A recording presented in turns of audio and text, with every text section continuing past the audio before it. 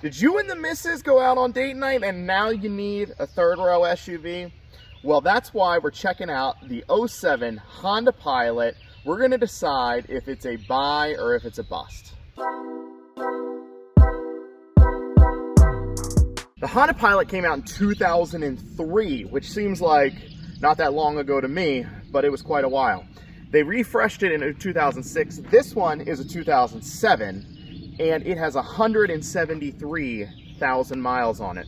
The cool thing about the Honda Pilot is it's that size where it's right below the Suburban and the Tahoe kind of space, but still seats 8 people, not 7, 8. It sits 3 and 3 in the back, which is tougher to find and really handy if you need that many seats. So today we're going to take a walk around it, look inside, check out the common problems, the good stuff, the bad, and then decide if it's a good fit for you to pick up a used one of these, because let's be honest, new SUVs like this are insanely expensive. I'm not in the market for it. Lots of people are, but I'm not. So I know for me, I want to know what's going on with some of these older ones and see if I can pick one up cheap and save some cash. Now, as we walk around, I am probably going to miss things, so definitely go down in the comments, let me know your thoughts on these SUVs, especially if you have one, and just let me know what your experience is. I'm interested to hear. So, walking around, you can see that the paint shines pretty well, but that is not everywhere. I do think it's important to note that we are in the Northeast. This car has been in the Northeast for its entire life, so rust is always a priority to talk about. As we go around here, you'll notice where the rust starts to show, and that is at these rear wheel wells. If you look underneath of the car, actually let's take a shot right there of that, you'll see that it is clean as can be underneath. Really no rust issues to speak of, but back in these wheel wells you do have some starting, and that will just continue to get worse. The other thing is the paint shines nice up front, but everywhere that's a flatter surface has started to peel. Now, this is kind of a typical Honda problem. I've seen it on a lot of their vehicles. Probably depends on the color a little bit and how much it sat outside, of course, but definitely something you're going to want to look at. And if it's in a place where it's starting to get down to, you know, through the primer or down to bare metal, you're going to have some rust issues with that as well. While we're at the back of it, I know I showed the shot for rust underneath the center of the car, but one of the places you are going to want to look is the subframe and in everything in the rear, basically, of the car here, specifically the rear subframe. Those do have some common rust issues. This one's pretty clean, so not too much of an issue on this one, but you'll want to check it out if you're looking at one, especially if it's from the Northeast. Otherwise, plastic has started to degrade over time, as they typically do, so you'll need to shine that up a little bit, but really, all in all, not too bad. The rust is worse on the passenger side, so I don't know if that runs on all of them, but on this particular one, that's where it's showing the worst. Now, as far as looks, you know, that's subjective. I'll say that I kind of like the look of the old Honda Pilots. They're a little bit, you know, a little bit more rugged looking than some of the other options out there, and they're just kind of a run-of-the-mill, not offensive SUV.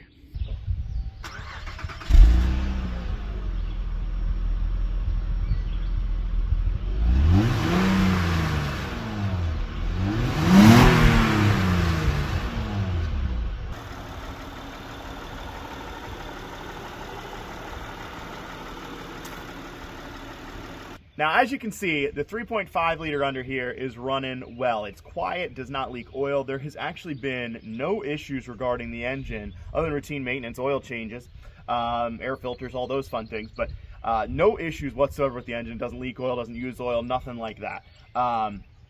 The only real common problem in this generation that I've seen is some throttle body issues, but it's not overly common. The two-wheel drive, you want to be careful. This is a four-wheel drive. The two-wheel drive had variable valve timing, and those did have a bunch of issues, so be careful with the two-wheel drive 3.5. There was a class action lawsuit. You can look up and see all the details on it, but those had some problems. Now, as far as maintenance, big thing you want to do, it's probably the number one thing. If you're getting around that 100,000 mile mark and the timing belt has not been changed, it's going to need to be changed. It is a fairly expensive repair. It's not ridiculous. It is considered routine maintenance. But every 100,000 miles, you're going to want to be putting a timing belt in this engine. So expect to shell out $1,000 or something for that. The two things you want to watch out for under the hood is radiator is a huge one. It can break, contaminate your tranny fluid. It's a whole thing. This one actually has an issue with the radiator, water pump somewhere. I've not seen a leak yet, but it does have a coolant smell. It's not overheated, no issues like that. But it has, you know, that is something you want to look out for. Oh, alternator. Alternator has gone out on this one. I don't know if it's super common, but I know it's been a problem on this car. The other one, and this is common, is air conditioning, specifically with the rear air conditioning.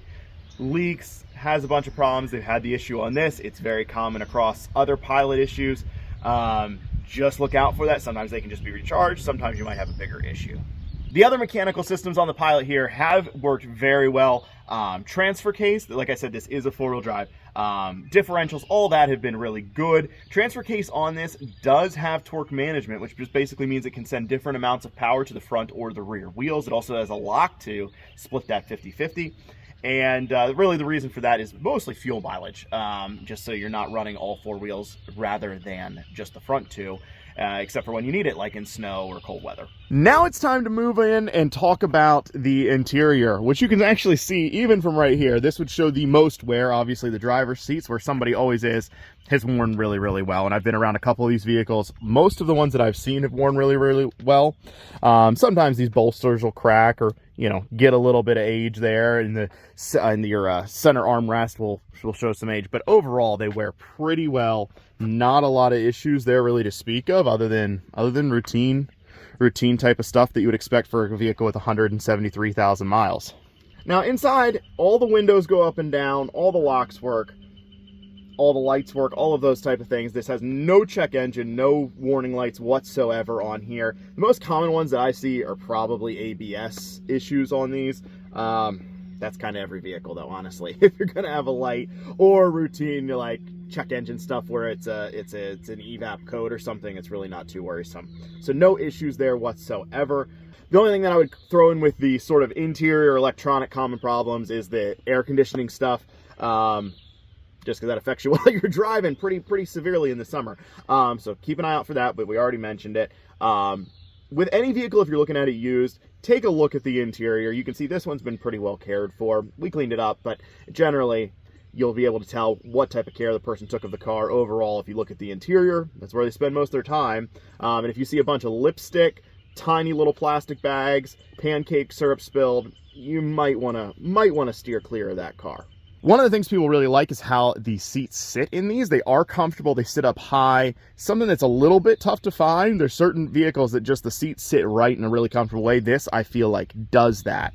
And I'm gonna close this door and I'm gonna mention it. We have this parked down a little bit of an angle right now, and that is because if it's flat, these doors will shut themselves. Now, I don't know if it's just wear and the stops in there are worn out. That could be, but it's kind of annoying when you're, like, we were trying to vacuum it, it really caused a problem. Now, the second row has pretty decent legroom. I have this front seat right where I would naturally put it. I am 5'8".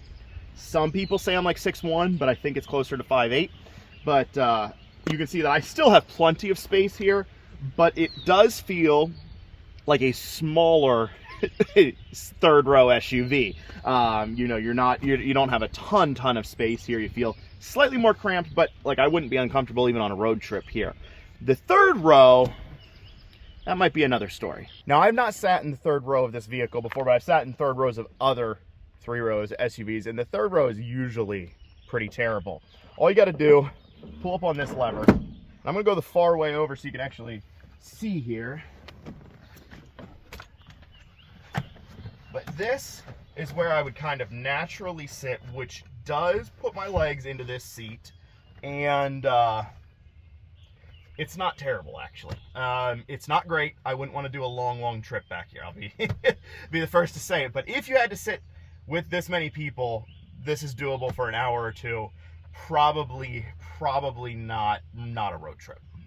Now, as we're moving back to the back of this, we will pop this open, and this is the big problem with three-row SUVs.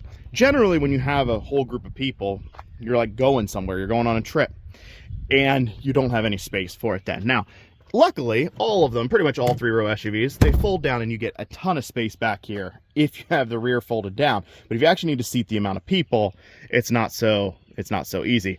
As far as common wear, also on really any vehicle, but these shocks on your rear hatch, those wear will out over time, come down, bust you in the head, and I can notice that these ones are not pushing it up the entire way. Like I said, I'm not very tall and I almost ran my head into it. So those are something to keep in mind as well. Now that we've done our walk around, we're going to take her on a little spin around the block and see how she drives after 173,000 miles and 17 years. All right, we're taking off in this beautiful 07 Honda Pilot. Now, obviously, I've grown kind of used to these, but I actually don't hate the style of them. I think they're kind of just a, good-looking sort of average SUV, and which is what most people want when you're going to soccer practice. So we will check out all 244 horsepower that this guy's got. Now, I do notice the brake pedal, little soft. I drove an Accord back in the day, an 06 Accord, for a little while, and that had the touchiest brakes of any vehicle that I've ever been around, actually. Basically would lock them up. And so this is not like that at all. All right, so we are going to get on it a little bit here. We are going uphill. And I'll tell you, it actually gets up and goes better than what I was expecting. Surprisingly so, actually. Maybe I just hit a good shift right there, really got her right in the power band. But it actually got up and goes. As far as handling, it handles like an 07 SUV so far. I have driven these before, but it's been a little while since I've driven one. But it drives like an SUV on the turns. Out at cruising speeds, it is comfortable. Your wheels stay straight. You're not all over the road, nothing like that. It works pretty nice out on the highway. So that's what I think most people are looking for, unless you're planning to take this to a track day. So we got no check engine. We got no issues. We have already touched on the fuel mileage before. Real world is mediocre. It's run-of-the-mill for any 7-8-seater SUV of this age. Honestly, they haven't gotten a lot better, so you're not missing out on a whole lot there. But you're gonna be stopping at the fuel station. But it's just kind of what people have become accustomed to now. So you're gonna be in that, most days averaging 18. Is the best you're probably gonna get. Maybe if you're out on the highway for a long time, keeping her really at 60 on a flat road, you can get up to that 20, 22. But in real world, you're really not. I know I've said it's not going to be carving up any corners, and that is true. But as far as actual steer, I got no looseness in the steering. I got no crazy clunks, anything like that. All the suspension feels tight. For 173,000 miles, I'll tell you, it's really not too bad. I'm on a bumpy road, and it feels good. Now that we're back from our test drive, I did realize I forgot to mention one little maintenance thing. Obviously, suspension stuff I said is tight, and it is. There still will be common suspension issues, tie rods, things like that. Probably lower control arms are the most common on these. Not terribly expensive to replace. You'll need a line and things like that, so you can rack up a couple $100. But it's not terrible. It's not anything that would keep me from buying the car for the suspension stuff specifically. But it is now time to decide. It's time to pony up and decide if this is a buy or if it's a bust. These run, honestly, prices are kind of all over the place. I would say average $5,000 to $7,000. I feel like they're a little cheaper than the Toyota options. They're more reliable than the Nissan options. They're more reliable than like a Chevy Traverse for sure. But they're probably in that, like, some of the American-made price range, which is kind of crazy because Honda's usually more expensive. But this is, I think, we're gonna have to declare it. There's just no way around it. We're gonna have to declare it a buy. If you're in the market for a 3-row SUV, you need the seats. Try to find one that is clean, that's well maintained. This one obviously has been. You guys can see that. And I really don't think you're going to have a lot of issues, other than, look at that timing belt. If you're up at 100,000 miles or close to it, ask if the timing belt's been done. If it's at 200,000 miles, ask if it's been done, because that's going to be the biggest thing, expense right away that you would have in those scenarios.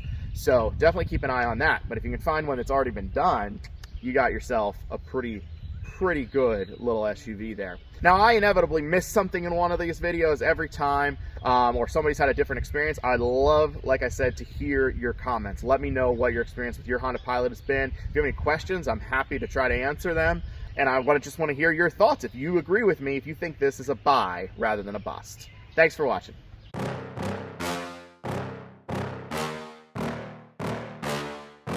Yeah. Please tell me that I can't, that I won't, that I fail, that I'll never make it out, yeah. Please tell me all the bad, never good, fill my head full of every single doubt, yeah. Please say any negative thoughts, I pop off when I hear people say I cannot. I get off to the thought of proving everyone wrong, I won't stop to the top, so you better back